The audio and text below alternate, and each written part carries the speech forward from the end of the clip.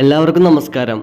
നമ്മളിന്ന് യാത്ര പോകുന്നത് ഒരു മനുഷ്യനിർമ്മിത ദ്വീപായ വില്ലിംഗ്ടണിലെ പഴയകാല ഓർമ്മകൾ ഉറങ്ങുന്ന ഒരു റെയിൽവേ സ്റ്റേഷനിലേക്കാണ്. കൊച്ചി തുറമുഖത്തിന് വലിയ കപ്പലുകൾ വരുന്നതിനു വേണ്ടി കൊച്ചി കായലിന് ആഴം കൂട്ടാനായി എടുത്ത മണ്ണും ചെളിയും നിക്ഷേപിച്ചാണ് ഈ ദ്വീപ് ഉണ്ടാക്കിയത്. ഈ ദ്വീപിലാണ് നമ്മുടെ കൊച്ചി ഹാർബർ ടെർമിനൽസ് എന്ന റെയിൽവേ സ്റ്റേഷൻ സ്ഥിതി ചെയ്യുന്നത്. പെരുമാനൂരും മട്ടാഞ്ചേരിയും കൊച്ചിൻ ഹാർബർ ടെർമിനൽസ് റെയിൽ ഹെഡിലെ 2 ഹാൾട്ട് സ്റ്റേഷനുകളായിരുന്നു. ചരക്ക് ഗതാഗതം പ്രതീക്ഷിച്ചാണ് വെണ്ടുരുത്തിപ്പാലം വില്ലിംഗ്ടൺ ദ്വീപിനെ പ്രധാന കരയുമായി ബന്ധിപ്പിക്കുന്നത്. ചരക്ക് നീക്കത്തിനു വേണ്ടിയായിരുന്നു ഈ റെയിൽവേ സ്റ്റേഷൻ നിർമ്മിച്ചത്. എങ്കിലും 1943 കൂടി യാത്രാ തീവണ്ടികളും ചൂളം വിളിച്ചു തുടങ്ങി.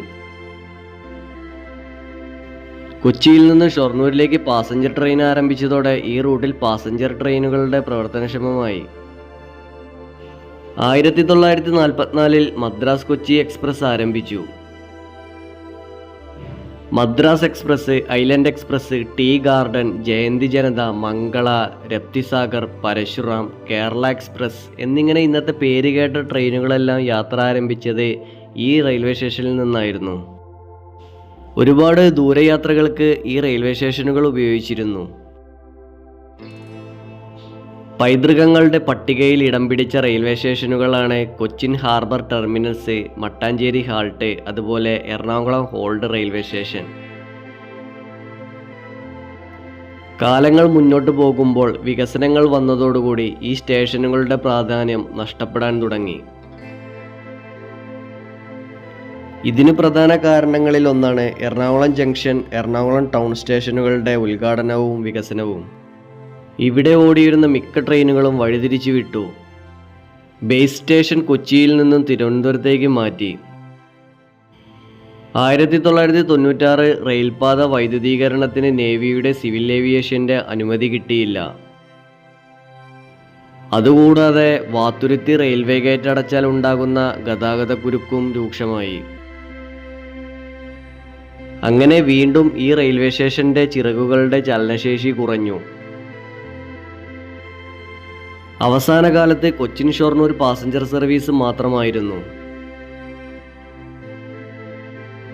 2004 വെണ്ടുരുത്തിപ്പാലത്തിൽ ബാർജ് വന്ന് ഇടിച്ചതോടെ പാലത്തിന് കേടുപാടുകൾ സംഭവിച്ചു.